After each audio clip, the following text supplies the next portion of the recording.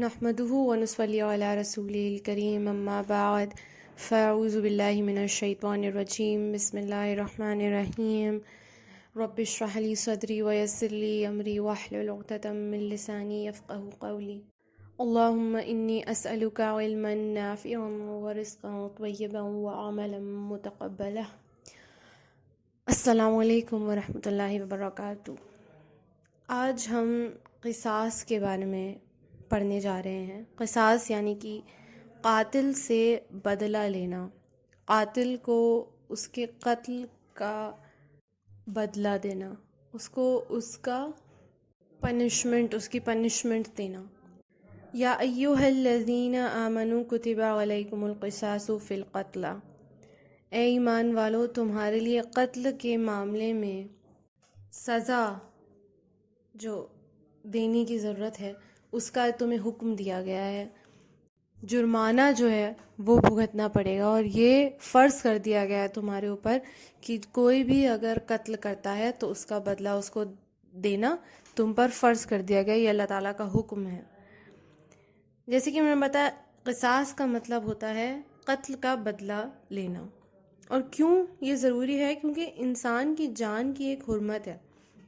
اگر کوئی کسی بھی نفس کو بے وجہ یا بنا بات کے قتل کر دیتا ہے تو وہ سب انسان کے قتل کے برابر ہے۔ ایک انسان کا بے وجہ قتل پوری انسانیت کے قتل کے برابر ہے، تو اتنا ہی گناہ ہے، اللہ تعالیٰ نے اتنا ہی گناہ لکھا ہے ایسے انسان کے لیے۔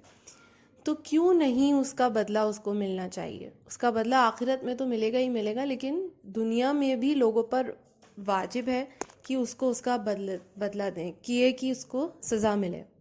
پھر آتا ہے الحر بالحر والعبد بالعبد والانثى بالانثى، یعنی کہ کیا ہے کہ آزاد انسان کی اگر قتل کر دیا ہو تو اس آزاد انسان، اگر کسی آزاد انسان نے قتل کیا ہو تو اسی آزاد انسان کو ہی بدلہ دیا جائے گا۔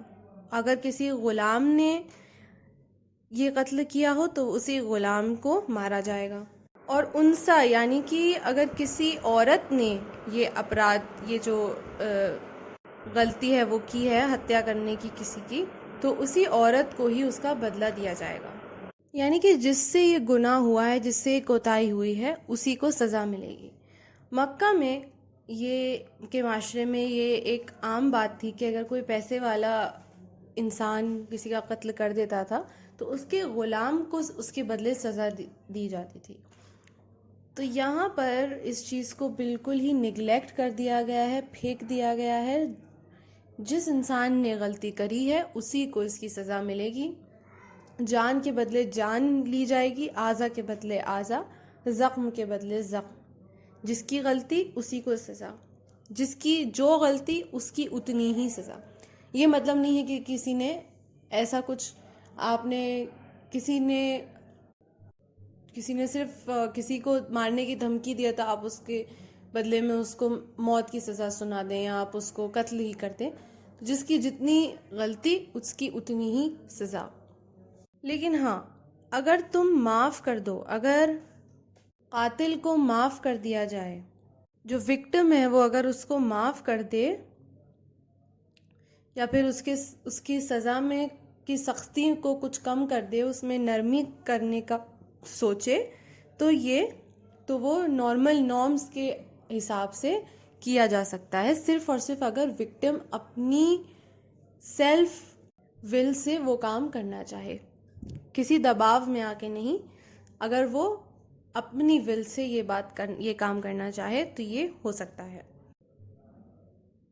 اگر سپوز کوئی وارث کہتا ہے کہ ہمیں قتل نہیں چاہیے، اس کے بدلے معاوضہ دے دیں، کیونکہ بہت سارے لوگ کی فائنینشیل کنڈیشنز اسٹرانگ نہیں ہوتی ہیں تو وہ معاوضہ چاہتے ہیں ان ریٹرن، ان کو قتل سے کوئی فائدہ نہیں ہوگا، تو اس کے بجائے اگر کوئی معاوضہ دے دیں تو وہ بھی چیز ہو سکتی ہے، اور کتنا معروف طریقے سے، یعنی کہ جو آس پاس کا قانون کہے ریزنیبل ریٹ اس پہ۔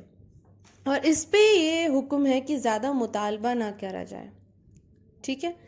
زیادہ مطالبہ نہ کیا جائے، یعنی کہ اگر کسی نے کہا کہ ہم تمہاری جان بخش دیں گے لیکن اس کے بدلے میں ہمیں فلانا رقم چاہیے، تو سامنے والے کو یہ ہے کہ اس کے احسان کو مانے، یہ نہیں کہ اس کے مطالبے میں پڑ جائے کہ بھائی نہیں اس کا کم کرو، یہ کرو وہ کرو، تو یہ بحث مباحث میں نہ پڑ جائے. جان بخش دی گئی ہے وہی بہت بڑی بات ہے.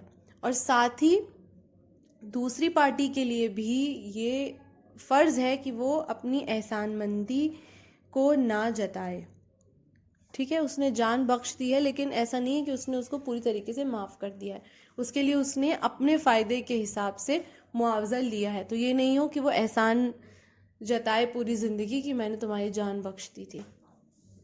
ٹھیک ہے، تو دونوں طریقے سے معروف جو طریقہ ہو دونوں پارٹیز کا، وہ ایک دوسرے کے ساتھ بیہیویئر ہو، ایک دوسرے کو پھر اس پوائنٹ کے بعد پریشان نہ کریں، اس کو پیسفلی نپٹانے کی کوشش کریں، پیسفلی ختم کرنے کی کوشش کریں، اور پھر اس کے بعد ایک دوسرے سے مطالبے میں یا ایک دوسرے کو پریشان کرنے میں، بلیک میلنگ کرنے میں یا احسان مندی جتانے میں نہ لگ جائیں. پھر فَمَنِ اعْتَدَىٰ بَعْدَ ذَٰلِكَ فَلَهُ عَذَابٌ أَلِيمٌ وَلَكُمْ فِي الْقِصَاصِ حَیَاةٌ یَا أُولِي الْأَلْبَابِ لَعَلَّکُمْ تَتَّقُونَ. یہ اللہ تعالیٰ نے، یہ تمہارے رب نے تمہارے لیے آسانی کر دی ہے، بوجھ ہٹا دیا ہے. صرف یہ امت رسول کے لیے اللہ تعالیٰ نے یہ کیا ہے، یہ آسانی تمہارے لیے کری ہے. یہ جو قصاص کا جو پنشمنٹ ہے اس کو تمہارے اوپر سے ہٹا دیا، یا اس میں نرمی کرنے کی یا گنجائش کرنے کی مہلت تمہیں دے دی ہے. کیونکہ یہود کے یہاں پر قصاص فرض تھا. ٹھیک ہے، کوئی دیت ایکسیپٹ نہیں کی جاتی تھی. اور نصارہ پہ کیا تھا؟ معاف کرنا واجب تھا. کوئی قصاص، کوئی دیت کے لیے سامنے والا لائبل نہیں تھا، تو معاف کرنا وہاں پر واجب تھا. تو دونوں ہی طریقے، دونوں ہی ایکسٹریمٹیز کو اللہ تعالیٰ نے امت مسلمہ کے لیے ہٹا دیا ہے، اور ایک بیچ کا راستہ کر دیا کہ اپنی کنوینئنس کے حساب سے آپ ڈیسائیڈ کر لیں کہ آپ کو قتل کے بدلے قتل چاہیے یا کوئی معاوضہ چاہیے، یا کوئی بھی کنڈیشن آپ کو فلفل کروانی ہے اپنی. تو یہ صرف امت رسول کے اوپر اللہ تعالیٰ کا خاص کرم ہے، خاص فضل ہے کہ اس نے ہمیں یہ عطا کیا ہے. قصاص کو اگر آپ تھوڑا سا ڈیٹیل میں دیکھیں تو اس سے کیا ہوتا ہے کہ فتنہ فساد جو ہوتا ہے نا وہ ختم ہو جاتا ہے. کیونکہ بہت کم ایسا ہوتا ہے کہ لوگ اپنی عادتوں سے باز آ جاتے ہیں، لوگوں کو چھوٹ مل جاتی ہے، بہت ہی کم معاوضے میں چھوٹ جاتے ہیں، تو ان کے اندر دوبارہ کرنے کی وہ ٹینڈنسی آ جاتی ہے. تو قصاص سے، یعنی کہ قتل کے بدلے قتل سے، انسان کو سیلف سیٹسفیکشن تو ہوتا ہی ہے، اس کے ساتھ ساتھ یہ بھی ہوتا ہے کہ جو ایسے ایلیمنٹس ہیں وہ ختم ہو جاتے ہیں معاشرے میں سے، اور دوسرے لوگ جو ہیں اس سے عبرت حاصل کر سکتے ہیں، اس سے ڈر سکتے ہیں. اسی لیے کیپٹل پنشمنٹ کو اتنا زیادہ انکریج کیا جا رہا ہے بہت سارے کنٹریز میں ویسے بین ہو گئی ہے کیپٹل پنشمنٹ، لیکن اگر دین کے حساب سے چلیں تو کیپٹل پنشمنٹ بہت زیادہ جگہوں پہ فٹ بیٹھتی ہے ایز اے سزا. لیکن جو کنڈیشن ہے وہ وہی ہے کہ حق ترفی نہ ہو. کوئی بھی راضی نامے کے بعد کوئی بھی کسی پر ظلم نہ کرے. اگر کسی نے کیا یا عہد کوئی توڑا تو یہ سخت گناہ ہو جائے گا. صبر کا مطلب یہ نہیں ہے کہ کسی کا حق چھینا جائے. کوئی بھی کسی کو فورس نہیں کر سکتا. جو کنڈیشنز ہیں اس سے ابائڈ کرنا، پیسفلی رہنا، یہی دین سکھاتا ہے. جہاں ایک طرف ہم نے قصاص کے بارے میں پڑھا جو کہ یہ ہے کہ قتل کے بدلے قتل ہے، لیکن اس قتل کو اوائڈ کرنا یہ زیادہ مشکل کام ہے، اور یہ زیادہ صبر کا آپ کا ٹیسٹمنٹ ہے. تو دین جہاں ایک طرف یہ بتاتا ہے کہ غلطی ہو جائے تو اس کی سزا دینا ہے، دوسری طرف یہ زیادہ سکھاتا ہے کہ اس غلطی کو ہونے سے روکنا کیسے ہے. اس کا صحیح جو ٹیکٹک ہے، اس کا جو گو ٹو سلوشن ہے وہ ہے صبر. تو دین جو ہے وہ درگزر کرنا آپ کو پہلے سکھاتا ہے، اور اگر کوئی نہیں کر سکتا ہے تو وہ قتل یا کسی جرم کا راستہ لیتا ہے. اور جرم کا راستہ جو لیتے ہیں وہ اکثر بزدل لوگ لیتے ہیں، جن کے اندر ہمت ہوتی ہے، جن کے اندر خود پر یقین ہوتا ہے.